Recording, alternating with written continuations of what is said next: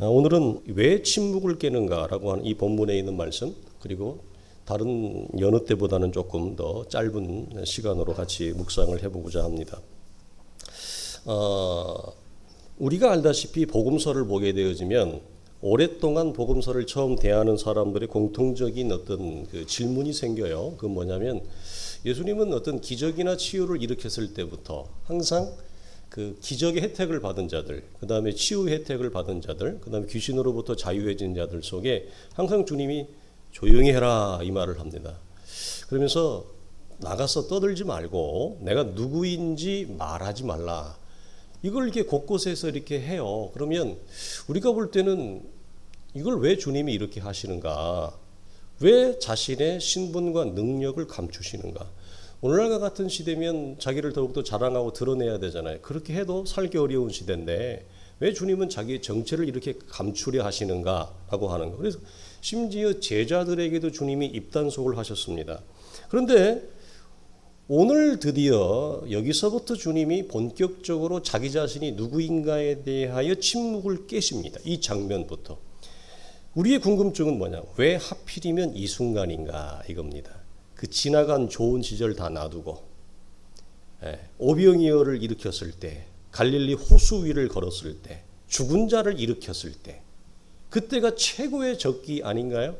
자신의 정체와 자신의 신분을 드러낸. 그럼 사람들이 와 할 거 아니에요. 우리가 몰라봤다 할 거 아니에요. 우리가 단지 예수를 인간 예수로, 사람 예수로만 봤구나, 사람의 소리로만 들었구나. 아닌, 이 사람은 진정한 하나님의 구원자 메시아요. 이 사람의 소리는 인간의 소리가 아니라 하나님의 소리였는데 우리가 몰라봤구나.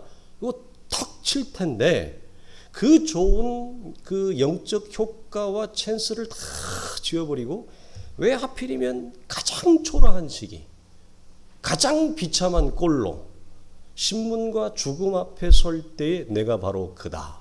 드디어 자기의 진정한 정체와 모습을, 본 모습을 보이냐 이거예요. 신학적으로 이것은 굉장히 중요한 주제입니다. 이걸 예수 그리스도의 자기 계시라 그럽니다. 왜 예수는 이전에 좋은 날 화려했을 때, 자기를 돋보였을 때의 정체를 밝히지 않고 가장 비참한 몰골, 사람들이 이사야에 있는 말씀대로 흠모할 모양이 하나도 없다 말할 아무런 아름다움이 없고 인간의 처절한 좌절과 모욕과 실패와 절망만 있는 그 순간에 내가 바로 그다. 나는 여호와다. 나는 스스로 있는 자니라. 나는 하나님이다. 창조주다. 하나님의 생명이다. 진리이다. 왜 이걸 이때 말하냐는 거예요. 그래서 이 비밀이 여기에서 우리가 풀고 넘어가야 돼요. 그러나 잘 모르지만 이 사건이 우리가 죽음이 십자가 사건 이후에 우리가 잘 아는 대로 예수를 십자가에 처형했던 로마의 백부장과 장군은 그의 입에서 무엇이 터집니까? 기적을 일으키지도 않았는데, 치유를 일으키지도 않았는데 예수의 십자가 밑에 처형을 했던 로마의 백부장의 입에서 이 사람은 진실로 하나님의 아들이었다. 이 고백이 나오잖아요. 놀라운 거죠. 우리 같으면 내 인생에 풀리지 않던 인생이 풀어지고 내 인생에 막혀있던 일이 새롭게 열어지는 기적과 능력을 경험할 때 왜 그때는 하나님의 아들이라고 하는 참다운 신앙 고백이 일어나지 않고 인생의 좌절과 절망과 비극 속에 들어가 있을 때, 살 소망이 끊어졌을 그때에 인생이 새로워지고 참다운 신앙의 고백이 일어나느냐, 이거와 똑같은 거예요. 참 이게 놀라운 것입니다. 우리가 하나님의 이름은 헤아릴 수가 없어요. 우리가 이렇게 봅니다. 어려운 얘기입니다, 이게. 그리고 어려운 얘기지만 현대 기독교 신앙의 그 빈 곳과 공간을 정확하게 팩트하는 거예요. 한국 기독교에 특별히 주님께서 이 순간을 선택한 이유는 이겁니다. 첫째, 우리가 아는 대로 세베대의 두 아들의 어머니가 와서 주님, 내 아들 야고보와 요한, 하나는 주의 나라의 우편에 앉게 해주세요. 하나는 좌편에 앉게 해주세요. 이런 인간적인 청탁, 인간적인 기대가 무참히 무너지는 때입니다. 어떤 때니까? 예수의 비참한 심판과 죽음 앞에 더 이상 예수에게 뭘 청탁을 할 수가 없는 거예요. 예수에게 어떤 걸 기댈 수 있는 것이 없어요. 이제는 끝났구나. 이렇게 비참하고 흠모할 모양이 아무것도 없는 자에게 무엇을 기댈 수 있단 말인가? 이 말입니다. 이때가 그때예요. 그때 자기의 본 정체를 얘기해요. 놀랍지 않습니까? 또 하나 이거죠. 배고픈 군중들이 주님을 막 따라다녔어요. 그 이유는 이 시대에는 하루 두 끼 먹기도 힘들었어요. 두 끼를 먹는 사람은 정치 권력자들이나 두 끼를 먹은 거예요. 일반 서민들은, 대중들은 한 끼만 먹어도 잘 사는 거였어요. 그만큼 먹거리가 무엇을 먹고 마실까 살기가 어려웠던 시기에 주님이 수없는 사람들을 먹였습니다. 병을 고쳐주었습니다. 귀신을 쫓아내 주었습니다. 죽은 자를 일으켰습니다. 안 따라다닐 이유가 있나요? 한국이 전쟁을 통해서 나라가 무너지고 일제강점기 통해서 나라가 초토화되고 먹을 것이 없는 시절에 안 그래도 먹을 게 없는데 전쟁이 일어나서 나라가 황폐해지고 그럼 뭐 먹고 살아요? 우리나라가 뭐 농사 기술이 있었습니까? 뭐 뭔 기술이 있었습니까? 우리는 과자도 못 만들었어요. 여러분 그런 시절에 교회를 통해서 미국 원조 물자, 유엔 원조 물자가 교회를 통해 전국에 풀어질 때 사람들이 교회 안 올 이유가 있냐고요. 교회 오면 티셔츠 먹거리가 있고 밀가루가 있고 옷이 있는데 교회를 와야 되죠. 똑같은 겁니다. 배고픈 군중들이 예수 그리스도를 통해서 먹거리를 해결하고 싶었던 그 의식주의 기대가 모든 것이 이제는 무참히 무너지는 때입니다. 왜 이때 말하는가? 또 하나 오늘날 우리 시대의 측면과 매우 비슷하고 이걸 그 민족주의와 기독교가 결합될 때 나타나는 부작용입니다. 그러니까 오늘도 우리 청년들하고 나누었지만 우리 시대의 기독교가 왜 이렇게 사사기처럼 이런 시대가 되어졌느냐? 신학적으로 얘기하면 기독교 신학의 무너짐 때문에 그렇습니다. 참다운 개혁주의자들이 일으켜 세운 참다운 성경적이고 개혁적인 신앙을 목회자들이 몰라요. 목회를 안수를 받을 한 10년의 기간 동안 이런 학문, 신학적인 학문의 연습과 경건의 연습이 턱없이 부족한 자들이 목사가 되는 거예요. 여러분 충격적인 일이지만 목사 안수 받을 때까지 성경 한 번도 안 읽고 졸업한 애들도 있어요. 오늘날의 우리 시대의 기독교의 허약함, 이스라엘이 예수를 통해 로마 식민 통치에서의 해방을 받고 그들이 꿈꿨던 세계가 있어요. 통일된 강력한 이스라엘, 하나된 이스라엘. 오늘날 이걸 많이 외칩니다. 통일된 강력한 나라, 예수의 이름으로. 이게 기독교를 통해서 예수를 통해 이루어내려고 하는 정치적인 권력과 정치적인 야망을 이스라엘이 예수를 통해 기댔던 거예요. 우리가 잘 아는 대로 예수님의 12제자 중에 가장 똑똑한 자가 누굽니까? 예수를 판 가룟 유다입니다. 왜? 가룟 유다는 우리나라 3.1절 독립기미만세 운동을 작성했던 33인 중에 70%가 기독교인이었습니다. 무슨 말이냐? 가룟 유다는 독립운동가였습니다. 여러분 가룟 유다를 함부로 보지 마십시오.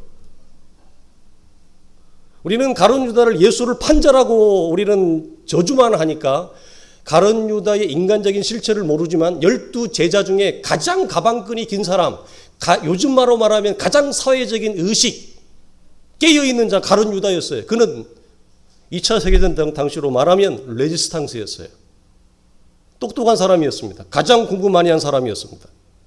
어떻게 하면 이 로마의 압제로부터 이 해방된 통일 이스라엘을 일으킬 수 있을까? 그래서 예수에게 들어간 자입니다.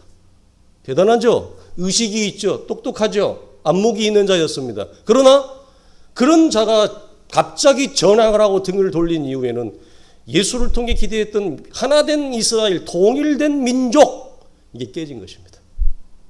예수를 따라다녔던 예수는 전혀 그런 소리를 안 합니다.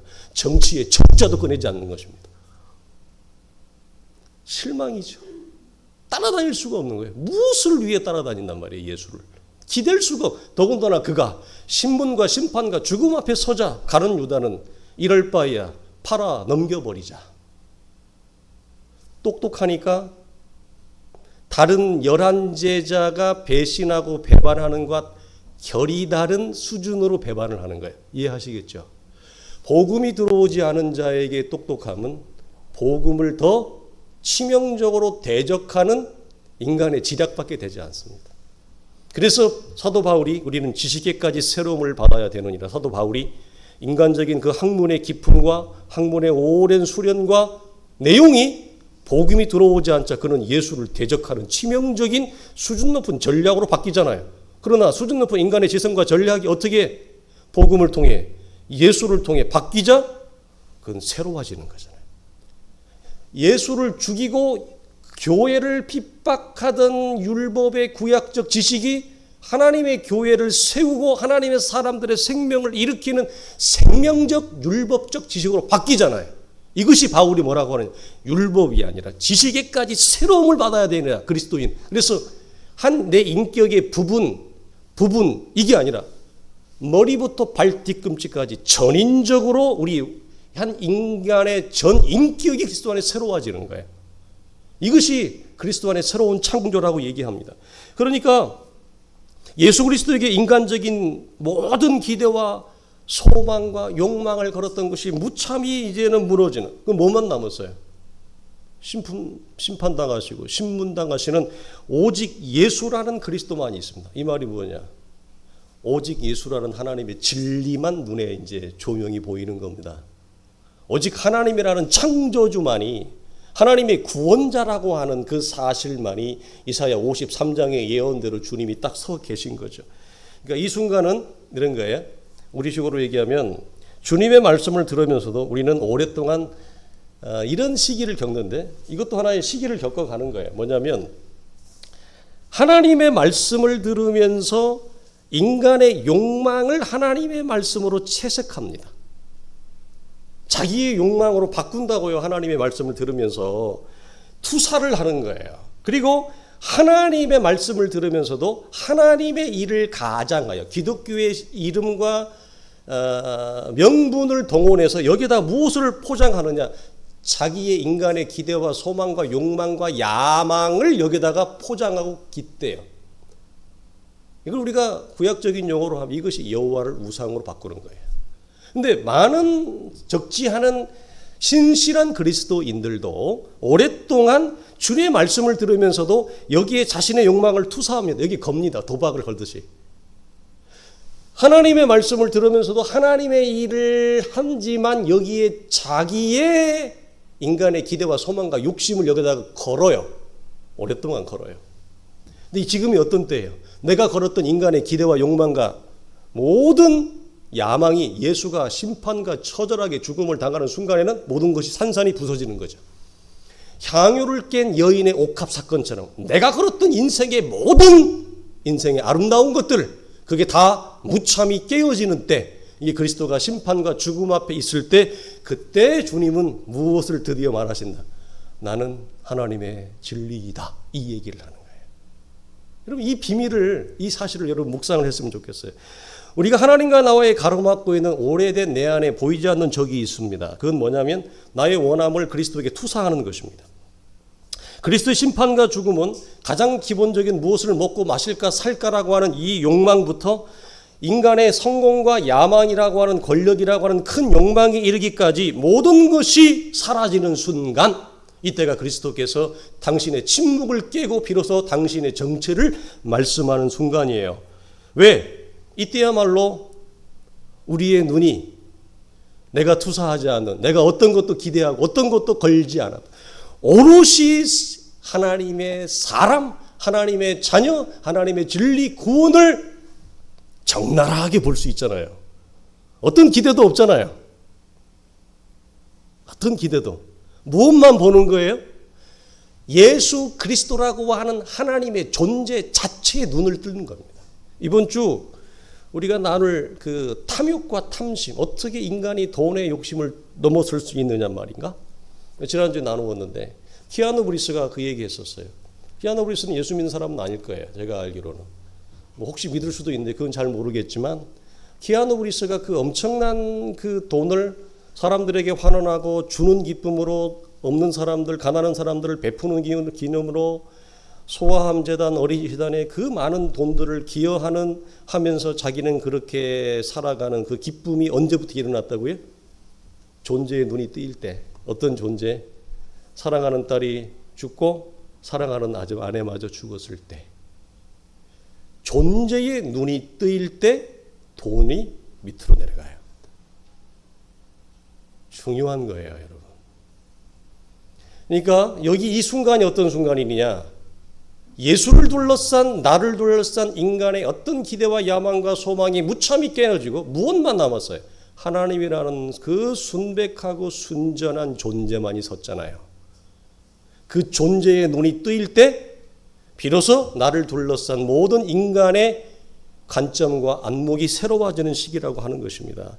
그러니까 그리스도의 심판과 죽음이라고 하는 상황을 여러분 우리 식으로 바꾸면 이런 거예요. 이거 하고 우리가 이제 적용을 해야 돼요. 내가 가진 모든 인간적인 소망과 기대가 끊어졌을 때 그때 우리의 눈이 다시게 뜨여지는, 새롭게 열어지는 때입니다. 왜 그래요? 그때야 비로소 가장 온전한, 무엇도 걸치지 아니한 하나님의 존재와 소리를 오롯이 볼 수 있고 들을 수 있는 때이기 때문에 그래요. 이 말을, 이 장면을 제가 보면서 떠오른 메시지는 뭐냐면, 아기 예수가 시로라기 하나 걸치지 않고 나무 구유, 말의 구유통에 오셨을 때 아무도 주목하지 않아요, 이스라엘은. 왜? 인간적인 기대와 소망을 걸 수 없잖아요. 어린 아기 예수에게 뭘 걸어요? 내 인생을 걸어요? 내 욕심을 투사해요? 내 기대와 소망을 거기 걸 수 있어요? 아무도 이스라엘은 아기 예수에게 걸지 않습니다. 근데 성경은 희한하게 저 페르시아 동방으로부터 갑자기 낯선 이들이 방문을 하는 장면을 끼워 넣어요. 그래서 오직 이스라엘의 언약과 약속의 자녀라고 하는 이스라엘은 아기 예수를 아무도 주목하지 않아요. 왜? 아무런 힘이 없으니까 그 아기에게는 무엇을 걸기 있어요. 무엇을 소망할 수 있겠냐고, 아기 예수에게. 그 장면과 오늘 장면이 똑같은 거예요. 복음의 시작과 복음의 마침에 있어서. 그래서 예수 그리스도의 심판과 죽음은 마치 아무 시로라도 걸치지 않은 아기 예수의 그 연약하고 약한 존재가 하나님의 진리와 하나님의 생명을 담고 있다라고 하는 하나님의 놀라운 일하심을 온전히 개방하고 보여주는 최고의 시기예요. 그래서 하나님은 이때 말씀하세요.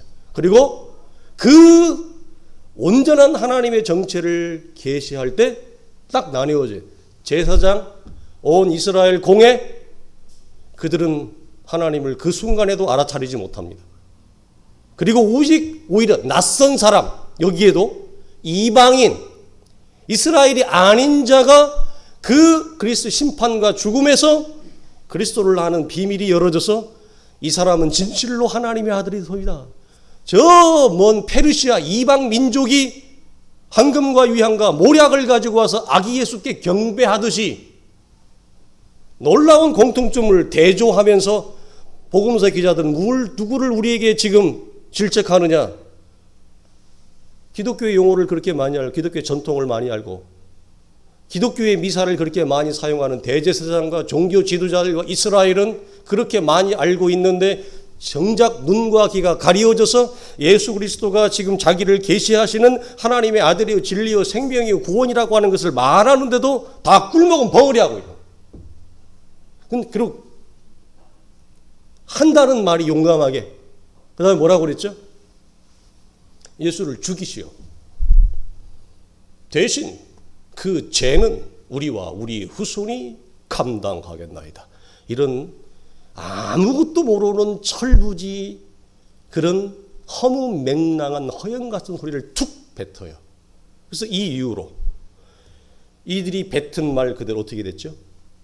로마의 타이수 장군이 72년에 로마가 이스라엘을 점령하고 예루살렘을 점령하고 예루살렘 성을 완벽하게 함락하고, 그 완벽하게 함락한다는 것은 예루살렘 성곽의 모든 돌멩이 하나도 다 하나하나 깨서 길거리에 던져버립니다.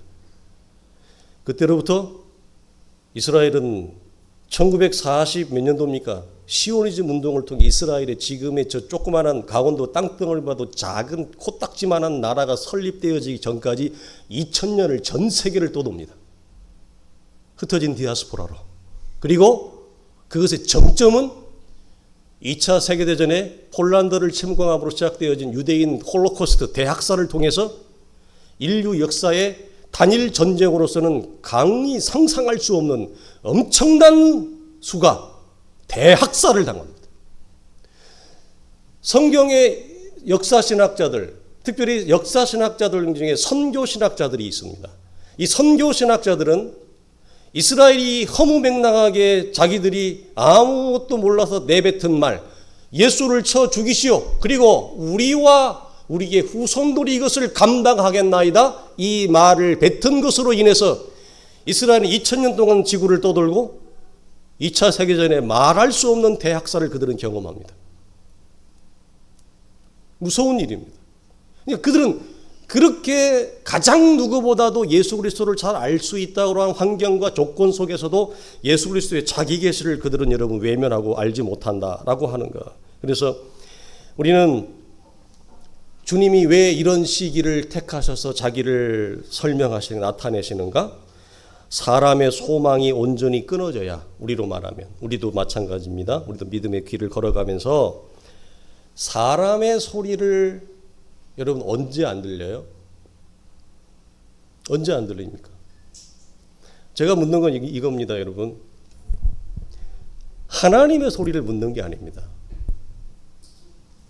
언제 여러분은 남편의 소리가 안 들립니까? 언제 여러분은 아내의 소리가 안 들립니까? 언제 내가 그렇게 이쁘고 애지중지하는 자식의 소리가 안 들립니까? 언제 안 들립니까? 그리스도의 심판과 죽음이라고 하는 이 상황이 나에게 찾아왔을 때, 다른 말로 하면 내 인생의 밤이 찾아왔을 때 내 곁에 있던 아내도 남편도 자녀도 더 이상 소리가 들리지 않습니다. 그때가 어떤 때라고요? 그때가 하나님의 말씀을 가장 선명하게 들을 수 있는 밤의 축복입니다. 그때가. 무슨 말이냐? 사람의 소리가 들리지 않는 그 칠흑 같은 밤의 때가 되어야 하나님이 나를 향해 말씀하시는 가장 선명한 소리가 들립니다. 그러니까 이런 건 절망이 아닌 거예요. 이런 건 아픔이 아닌 거예요. 힘들어 죽겠어. 도망가고 싶어. 어디 피할 데 없어? 어디 다른 데 갈 데 없어? 도망과 회피로 내 인생을 불평하고 원망하는 것은, 그러면서도 여전히 사람의 소리가 들린다. 그것은 여러분 참다운 절망이 아닙니다. 진정한 고독과 외로움도 아닙니다. 진정한 인생의 고립과 외로움과 절망의 나락에 떨어지면 세상의 모든 소리가 차단됩니다. 그리고 세상의 소리는 잡음이 되어지고 사람의 소리도 잡음이 되어지고 오직 하나님의 소리만 들리는 그 날, 그때가 내가 하나님을 대면하고 만날 수 있는 가장 적나라하고 정직한 순간이 되어집니다.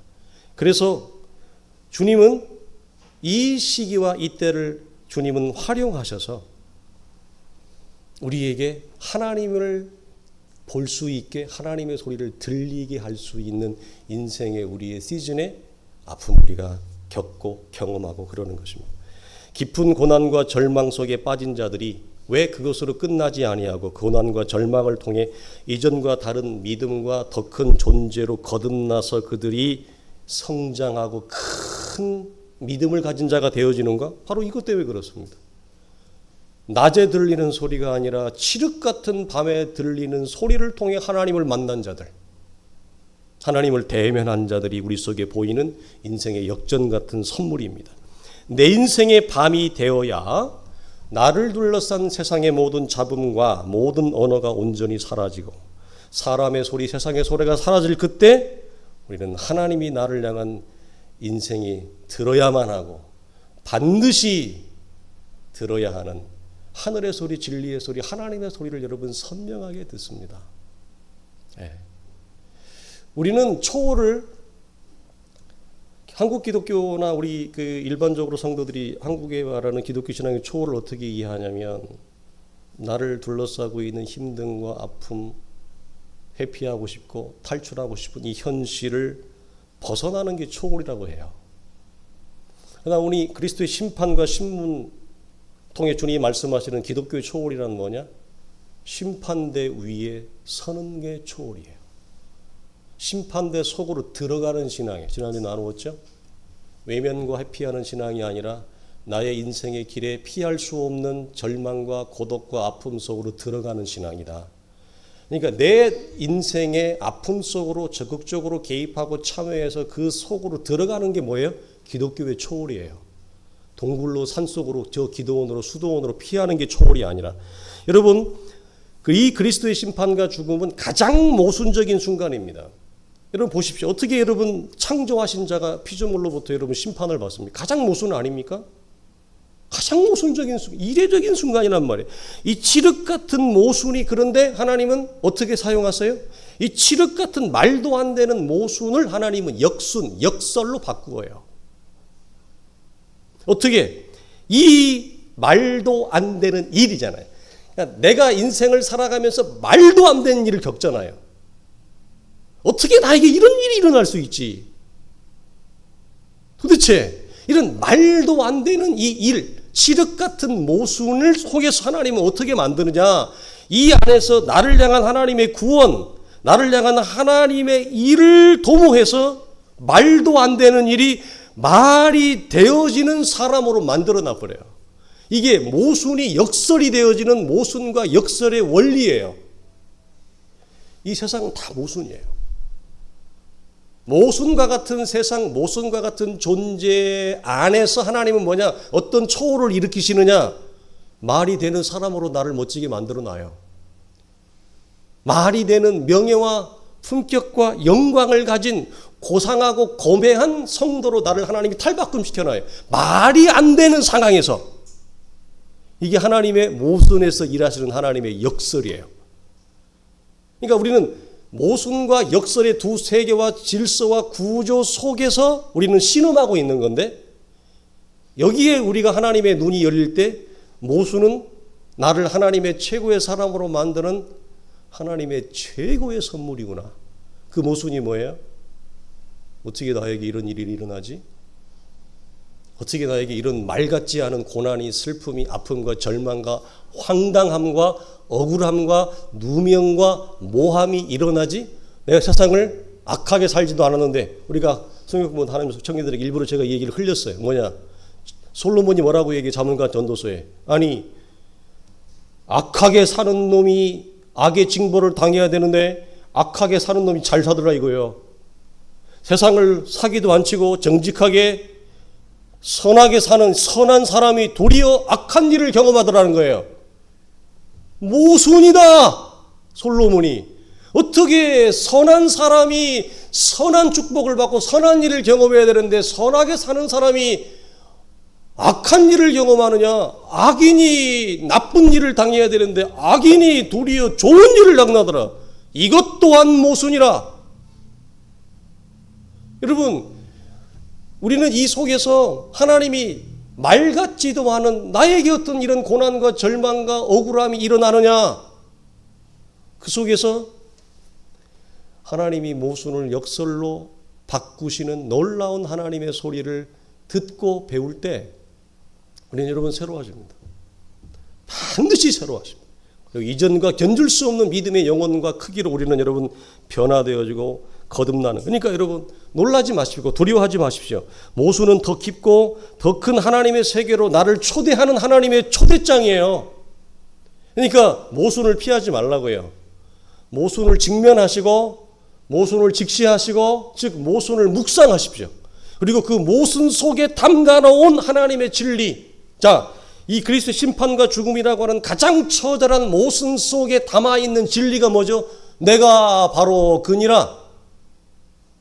내가 바로 그니라. 하나님을 이 모순 속에서 만나서요.